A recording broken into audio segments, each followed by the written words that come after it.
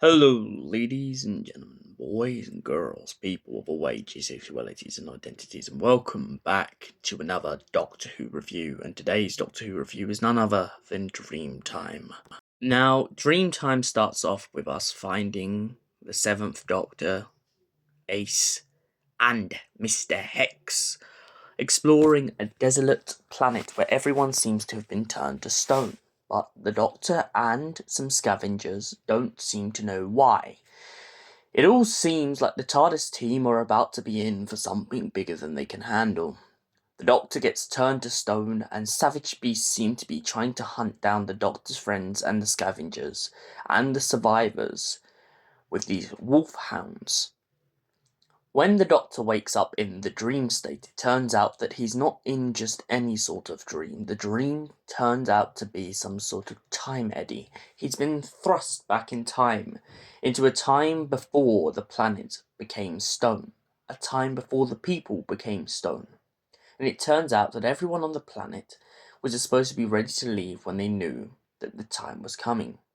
But instead, a god, a guru at the time, convinced them all to stay and to wait for the planet to shift its orbit into another place in space. Due to the sun flares and the atmosphere and the force field, a team of operatives who are trying to help get caught in the crossfire. The Doctor's only hope is to get these expats safe within the community and become the stone of the future. Elsewhere back in the present, after the Doctor struggling to get the Guru to submit, the Doctor's friends are still trying their best to survive the chaos of what's been left behind. Hex tries to reach out to the Doctor, but instead of getting the Doctor, he seems to accidentally unleash an unnatural evil. And that evil turns out to be something mimicking the Doctor's appearance and tries to drown Ace in a pool underneath a mining chasm beneath the surface. Eventually, the Doctor manages to convince this god of the planet to let his people go, a bit like Ramesses in a way, and essentially frees everyone from the entombment of the planet. But Ace ends up finding the Guru to become himself again, and in doing so, she has to try and convince an alien not to kill the god, as he just made a mistake, an honest mistake. The Guru sets everyone free, and the alien is tricked by bringing a bird in front of his face.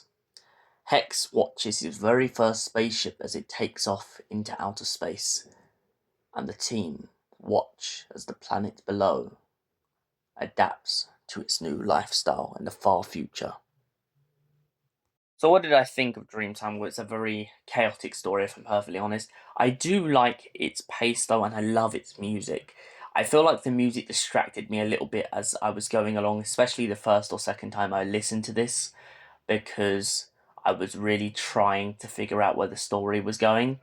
I like the idea of the Doctor being turned to stone. It's very rare in stories that the Doctor gets thrown out of the world with his companions, so it's a really nice change to see happen. Sophie Aldred absolutely blows it out of the water in this audio. I love her strength, and I love how, even though she's kind of paralyzed in the first couple of minutes in this story, I like when she finally does come back to the world, she really puts Hex in his place, and also kind of helps him adapt to this life of time traveling and space travel. Scavengers in this story was really interesting because in most stories, when I've watched scavengers and anything else, they always have loot to take and stuff. It's nice to kind of finally see them get their comeuppance and be like, you came to a planet that has not really many resources, it's kind of dying and decaying, and you really thought you could salvage any of their technology.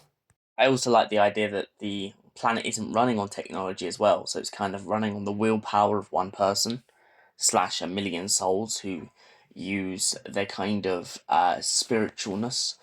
The dreaming that they call it in this story honestly really reminds me of the Ood. The idea that the Ood kind of communicate telepathically, but also through song, and their stories being carried on the wind of song. And for that reason, I give Dreamtime a solid 7 out of 10. Thank you for watching. We will see you in the next Doctor Who review. Until then, goodbye, stay beautiful, and on Z, you beautiful Whovians.